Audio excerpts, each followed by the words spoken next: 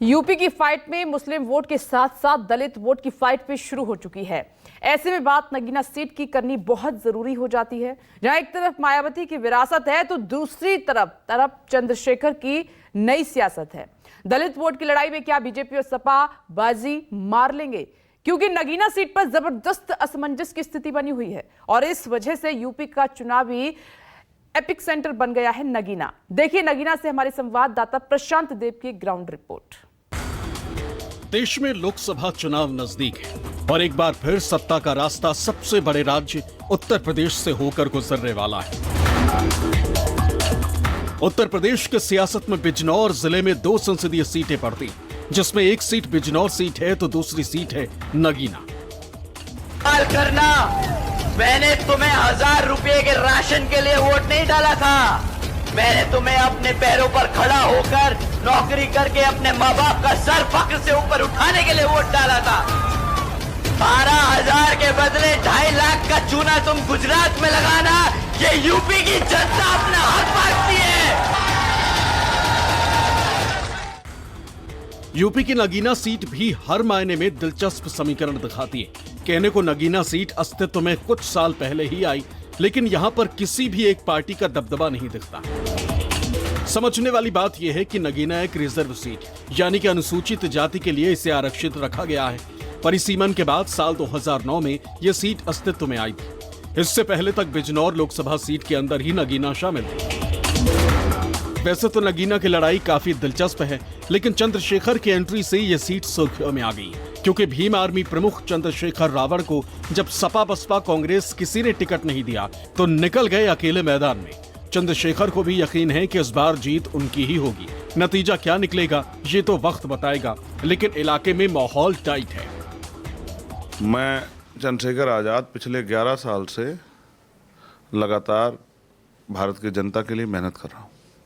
जब भी किसी हक वंचित समाज के व्यक्ति को, कमजोर व्यक्ति को, महिलाओं पे कहीं भी कोई शोषण होता, किसान हो, नौजवान हो, दलित हो, पिछड़े हो, आदिवासी हो, अगड़े भी हों, जिसको भी मेरी जरूरत होती है उसके बुलाए बगैर मैं वहाँ चला जाता हूँ उनकी मदद करने के लिए। अब तक हम सड़कों पर लड़ाई लड़ रहे थे तो हमें महसूस हुआ कि सदन में उस तरह से आवाज़ नहीं उठाई जा रही जिस तरह सदन में आवाज़ उठानी चाहिए। तो हम यहाँ जनता के बीच आए। 1.5 साल से हम लोग यहाँ मेहनत कर रहे हैं। इस क्षेत्र में बहुत सारी समस्या है। जो सबसे बड़ी समस्या है वो है रोजगार की। यहाँ रोजगार के पर्याप्त साधन नहीं है। पढ़े लिखे नौजवान बेरोजगार घूम रहे हैं। बहुजन समाज पार्टी ने 2019 के चुनाव में भारतीय जनता पार्टी से ये सीट झटकते हुए अपने नाम कर लिया था। हालांकि इस बार समीकरण बदल गया और पिछले चुनाव में समाजवादी पार्टी के साथ मैदान में उतरने वाली बहुजन समाज पार्टी इस बार साथ नहीं, लेकिन इंडिया गठबंधन के नाम पर सपा और कांग्रेस मिलकर चुनाव लड़ रहे हैं। बीजेपी ने नगीना सीट से ओम कुमार को टिकट दिया है। सपा ने इस सीट से मनोज कुमार को मैदान में उतारा है। बीएसपी ने सुरेंद्र पाल पर दाव खेला है। इसके अलावा आजाद समाज पार्टी के मुखिया चंद्रशेखर भी चुनावी मैदान में कूद पड़े।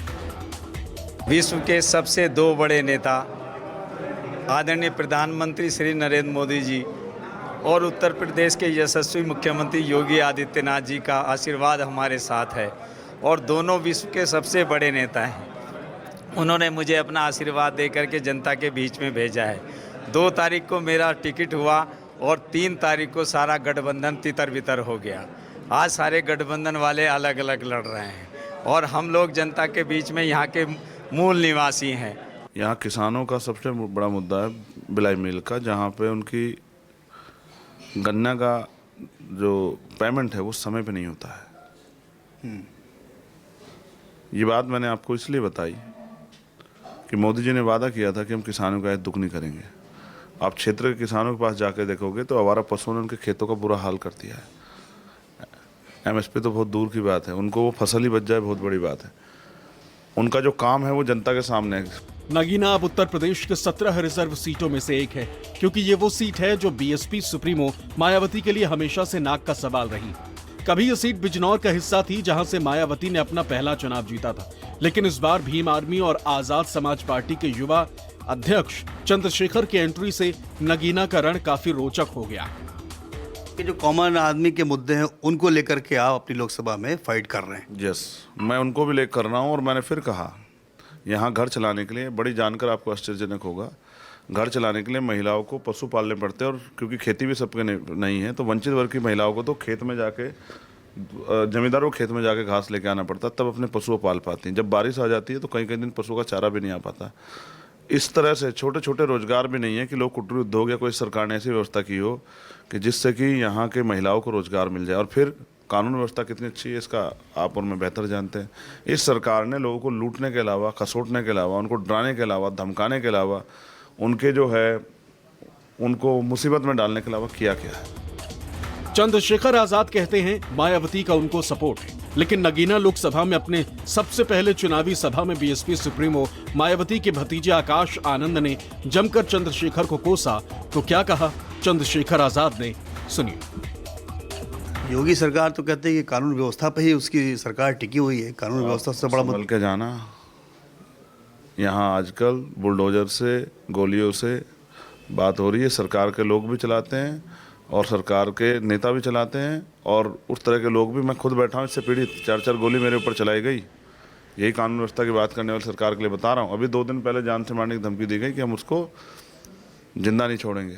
ऐसा क्यों कि आपको इतना टारगेट क्यों किया जा रहा आप बताओ, मैं किसी का कोई बुरा करता हूँ कि मैं अपने लोगों की आवाज़ उठाता हूँ, और आवाज़ भी इसलिए उठाता हूँ क्योंकि कोई उनकी तरफ देखना नहीं चाहता है। हालांकि ये सच है कि चंद्रशेखर के लिए नगीना में बीएसपी का वोट कैडर तोड़ना आसान कतई नहीं होगा, लेकिन ये भी सच है कि चंद्रशेखर के चुनावी मैदान में आने से लड़ाई चौतरफा हो गई, यानी बीजेपी, सपा, बसपा और भीम आर्मी। चंद्रशेखर के लिए अस्तित्व की लड़ाई। यही वजह है कि उन्होंने अपनी पूरी ताकत झोंक दी है। बात बीजेपी की करें तो चौंकाने वाला फैसला करते हुए नरहौट विधानसभा से 3 बार के विधायक को 80 का गणित पूरा करने की जिम्मेदारी सौंपी है। आज पूरे जिले बिजनौर के अंदर में एक भी मेडिकल कॉलेज नहीं होता था।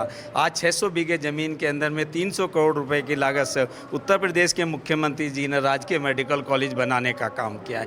ये मुद्दे हैं जनता के। आज कानून का राज है। आज जिले बिजनौर के अंदर में गुंडेगर्दी नहीं होती है, दुकानें नहीं लूटती हैं। ये सारी की सारी देन भारतीय जनता पार्टी की है। इसलिए हमारे पास सबसे बड़ा मुद्दा है कि हम योगी और मोदी के सेवक हैं। नेताओं की बात एक और इनके भाग्य विधाता जनता की बात एक तरफ। नेता चाहे कितने भी दावे करे, जनता अपने मुद्दों की कसौटी पर परखती है और नेताओं को कड़ी अग्नि परीक्षा से गुजरना पड़ता है। इस बार बीजेपी का ओम कुमार जी का बहुत पक्की, बहुत बढ़िया स्थिति है उनकी। आपकी बार वे ही बनेंगे। मोदी जी की सरकार में अभी नौकरी नहीं ली। अभी पेपर लीक हो जाता है, तो मैं पेपर देना गया हूँ, भाई लीक हो गया। कैसे लीक हो गया? वो व्यवस्था कहाँ गई तुम्हारे उस टाइम की? ये व्यवस्था है का स्थानीय मुद्दा जो है मेन, कई बार से सांसद बाहर ही रहे हैं। इस बार लोकल के सांसद होने की वजह से सबसे मेन दुविधा जो है धामपुर में बस अड्डे की है। 2 तरफ से बटा हुआ है यहाँ पर, तो खुला 2 तरफ बटा हुआ है। एक तो हिंदू है जो कंसोलिडेट है बीजेपी पे तकरीबन, और जो मुस्लिम पक्ष है वो चंद्रशेखर रावण को भी जा रहा है कुछ, और मनोज कुमार जी पे भी जा रहा है। यानी कि त्रिकोणीय मुकाबला, प्लेयर मजबूत हो रहा है। ये चंद्रशेखर मजबूत हो रहा है। ये जितना मजबूत होगा उतना ही बेनिफिट ये ओम कुमार जीत जाएंगे। सपा और बसपा भी अपनी पूरी ताकत से मैदान में है, लेकिन दोनों को इस बात का डर जरूर सता रहा है कि कहीं उनके किले में रावण न घुस जाए। शायद यही वजह है कि चंद्रशेखर को बीएसपी ने टिकट नहीं दिया और बहुत कोशिश के बाद भी इंडिया गठबंधन ने भी अपना हिस्सा नहीं बनाया।